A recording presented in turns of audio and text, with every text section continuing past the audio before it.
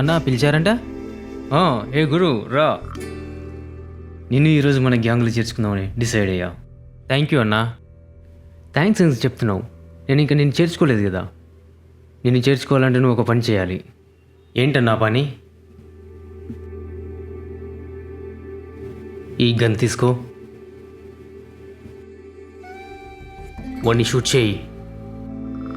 నాకు కాల్చడం రాదన్నా. ఇంతకుముందు నేను గన్ ఎప్పుడు పట్టుకోలేదు. గురు, శోభనం గదిలోకి వెళ్ళిన మగాడు నాకు రాదు అని చెబుతాడా? డన్ కూడా శోభనం గది లాంటిది, అమ్మాయి కౌగిల్ లాంటిది. ఒక్కసారి కమిట్ అయి వెళ్ళామా, ప్రాక్టీస్ ఉన్నా లేకున్నా పని కానియాల్సిందే. ఓకే, కాల్ చేయి. అయినా నువ్వు షూటింగ్ పోటీలకు రాలేదు.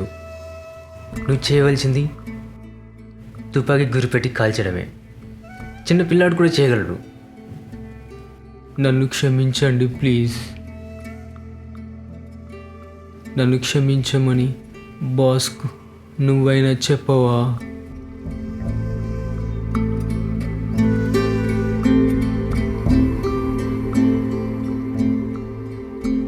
గురువు అలా కాదు, వాడి కళ్ళలోకి చూస్తూ కాల్చాలి. కళ్ళు మూసుకునే జంతువు కూడా వేటాడదు.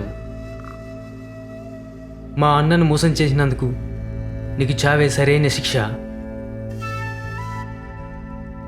దేవుడా వదిలేండి నన్ను, ప్లీజ్ వదిలేండి.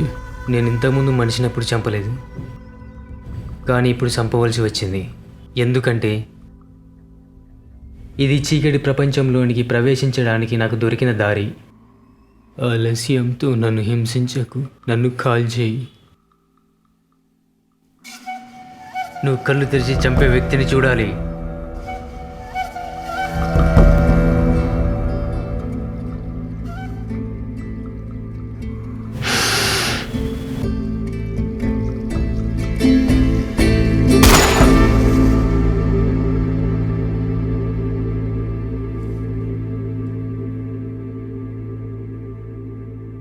నువ్వు నా టెస్ట్లో పాస్ అయ్యావు.